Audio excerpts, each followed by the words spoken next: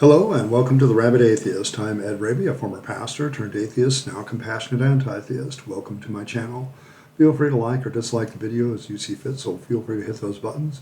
Feel free to comment below, and I would appreciate it if you would subscribe to the channel and hit your notification bell for more content as it is released. You're also free to share my videos as much as you like, because the purpose of this channel is educational in regards to atheist and deconversion issues and any issue related to those issues. A hearty shout out to the Rabyd Nation. Join the nation by hitting that subscribe button. And if you want to be a paying citizen of the Rabyd Nation, hit the join button and your options will be presented to you as to what level of citizenship you would like to have. I'll be working on that a little bit more. Today I want to continue with my arguments against the case against God's existence, the arguments that are used against the existence of God. Now, I've long held myself, and I'll probably do this in every video, that I am an agnostic atheist, a 6.9 atheist, because it's funny, and because it's an accurate representation of what I am. I simply do not find anything that tries to prove the existence of God convincing anymore, and I also don't think I'll ever be presented anything that will convince me, because unless apologists and everybody really up their game, there just really isn't anything all that convincing to me. They're just, mostly the reasons just are not compelling to me at all. Certainly not anymore.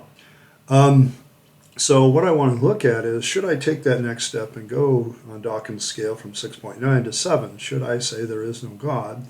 And so I'm analyzing the claims of people that say there is no God. And I've done 5 already, various different arguments used from a very empirical point of view.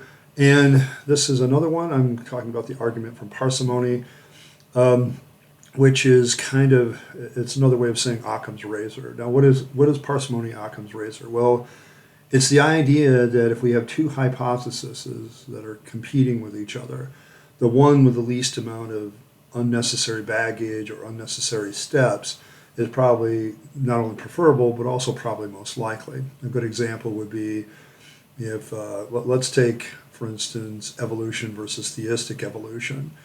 Evolution states that due to natural selection, change over time, we get the diversity of life. The theistic evolutionist says, well, that's true, but that whole process is guided by God.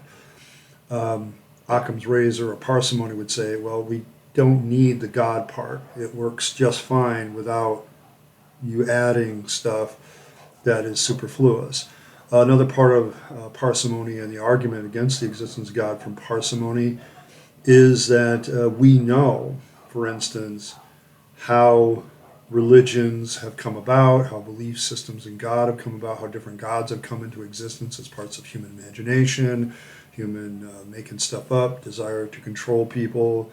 We have an understanding of where these gods and religions have come from, and the explanation for these gods and religions, that there is some sort of supernatural origin, is superfluous. We don't need it. We can Occam razor it, cut it right off, and get rid of it. We don't need that. We can see that religions and beliefs in the gods have a very naturalistic origin story, and there's no God or supernatural element required, so we remove all that through Parsimony, and we get rid of it. So that's kind of what we're dealing with. We can go to the simplest explanations instead of, having to add the supernatural in. We can just take that out.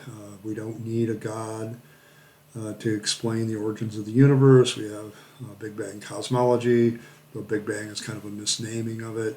We have other things that explain different things. For years, Thor in Nordic countries was thought to be the origin of thunder and lightning, and now we understand weather patterns. We understand how weather works and all that, and so we take that right out. We don't need that anymore. Some people, back in the day thought, the reason you got sick was there were bad spirits in the air that you breathed in, or we've learned what air really is. We've learned what really causes diseases. We've learned, and so we've been able to take that whole spiritual belief of bad humors or whatever and just get rid of it. We don't need it anymore. We've been able to basically, year after year after year, something gets the axe that's a spiritual belief. It gets chopped down because we don't need it anymore. The Occam's razor I often picture as this big battle axe that keeps going around and getting rid of things that are just really unnecessary and just take up space. One of the things that goes along with this is the Russell's teapot analogy, where Russell basically said, if somebody claims that there's a teapot orbiting around Saturn, do we have to believe them? Which could we say? I mean, it's not that a teapot doesn't exist or that it couldn't be placed into orbit around Saturn, but do we need that as an explanation? Okay, would we need this? And so the idea is that the burden of proof, and what this really does is it forces the burden of proof to be on anybody who wants to make a claim when we already have a simpler explanation than what the claim gives us. So we don't need a teapot orb around Saturn for anything, so we cut it out.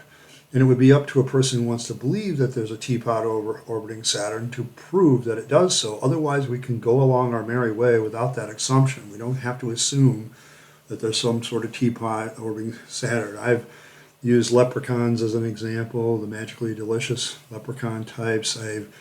I've used, people use pink unicorns. Do you believe in other gods? Like if I ask the average Christian, do you believe in Zeus or Odin? And they say no. Well, why? Superfluous. I've cut it out. It's unnecessary. I still cling to my God belief, and my response to that is, well, you can get rid of that just like you got rid of Thor and Odin and Zeus. You don't have to keep those things. And the burden of proof falls on those that still want to claim that those things exist. And so the person who claims that God exists has to face the fact that they have to prove, by coming through the burden of proof, and prove that God is necessary for anything to function.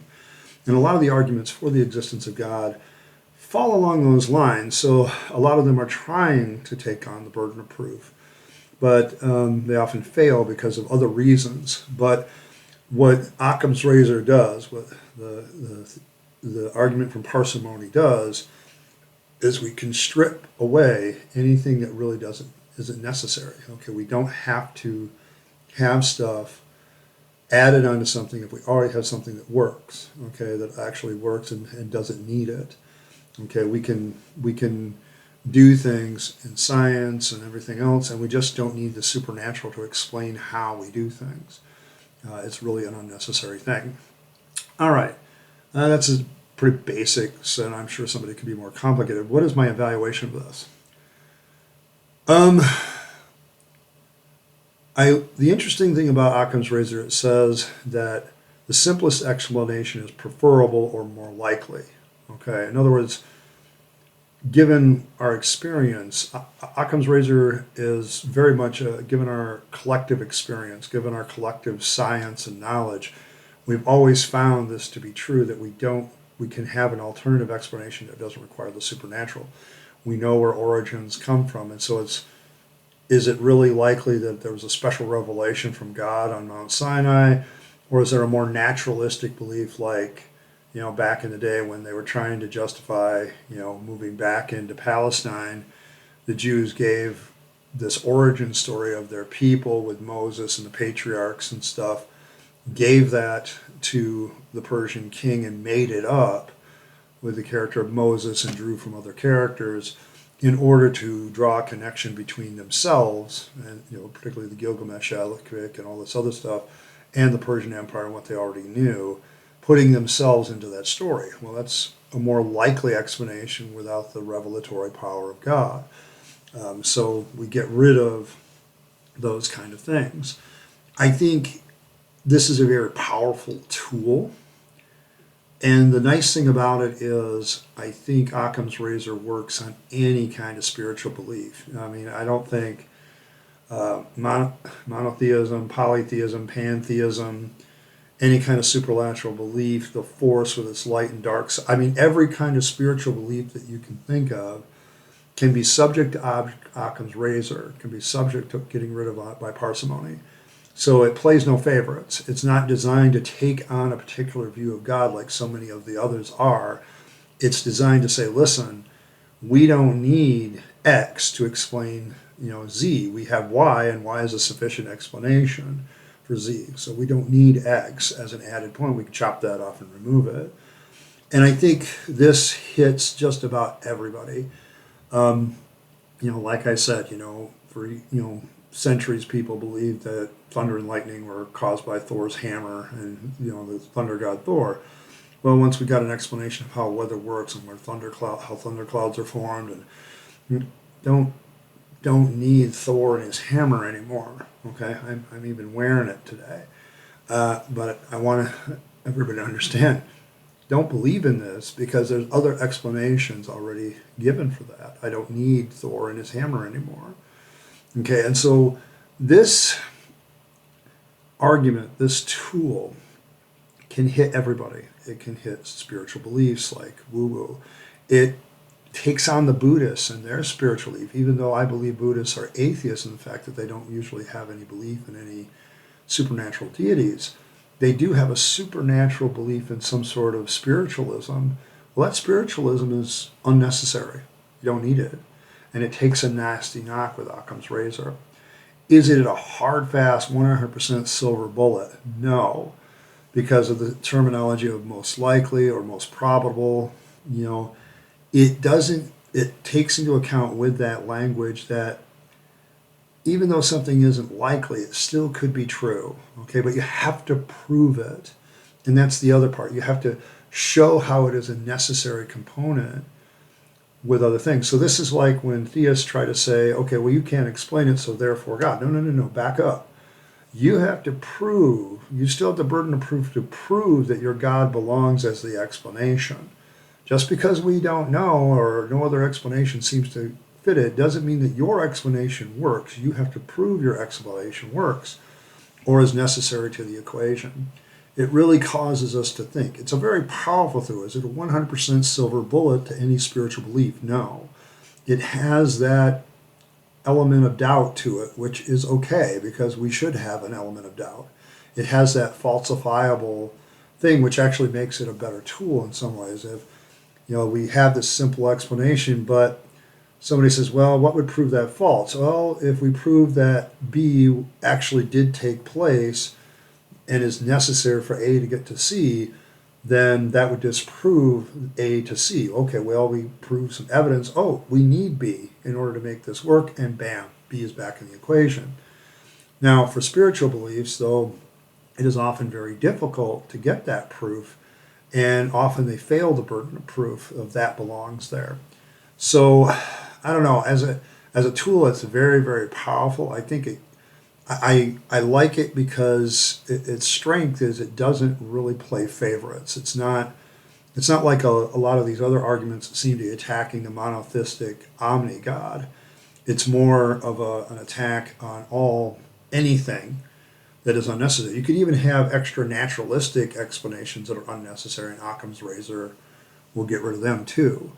Okay, the whole idea is to simplify, make things more preferable, but if something goes along and defies the odds and we can see that it's necessary to be there, then we can still add it back in. So it actually, in a sense, leaves the door open.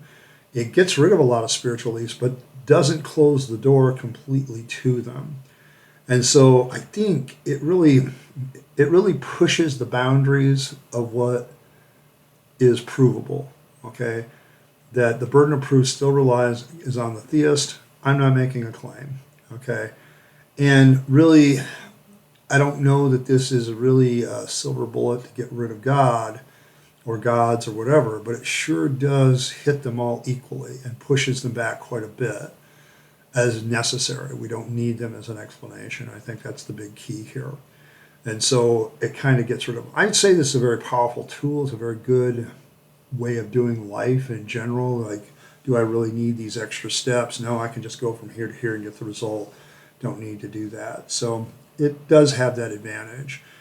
Don't think it 100% proves that God doesn't exist, but it sure could get rid of a lot of stuff once applied. And as we push back the boundaries of knowledge, I think we're going to find less and less things survive that are supernatural, that are not natural in origin. Okay, so we're not going to need them. And I personally think it's a very good tool, a very powerful one, but not completely 100% conclusive. And in a sense, that's its strength, because it leaves the door for the hypothesis to either prove or disprove itself. Okay, and so it's not shutting it down. So I'm not so sure this is anything else than a strong agnostic position like I already have. So I think that's kind of where it is. Might make it my agnostic position a little stronger. I'll think about that. Well, that's it for this one. We'll continue on next week with more arguments against the existence of God and my evaluation of them. In the meantime, thank you for every like, share, and subscribe. Do what you do. I encourage you to hit that subscribe button, join the nation, become a paying citizen of the nation by hitting that join button. Everything is appreciated. We're moving right along past 3,600 watch hours. Only need about less than 400 left. The channel grows anywhere from 20 to 30 watch hours every day. So I appreciate all you guys watching my videos. It's been really interesting. The more I get into this, of course, the better I'll get. I've got a lot of things planned. I mentioned it earlier. I want to really look at my memberships when I have a day off, which won't be for a while, but I'll see what I can do. I've got a few things in the hopper, which I'll announce as they go along. But we're continuing on doing the things that we do. It's been a real enjoyable experience for me doing all these videos. It really helps with my own deconversion to clarify my thinking and work on it. So thank you very much. So once again, live your best life. Live for yourself, for your family, for your friends. Don't waste your time, money, or opportunities on the trappings of religion or belief or faith, because that's a dead end, and I know that from experience. So make sure you're living for you, and you can Occam razor all the belief and supernatural stuff right out, and your life will be just as wonderful. Thanks for stopping by, and I'll catch you next time.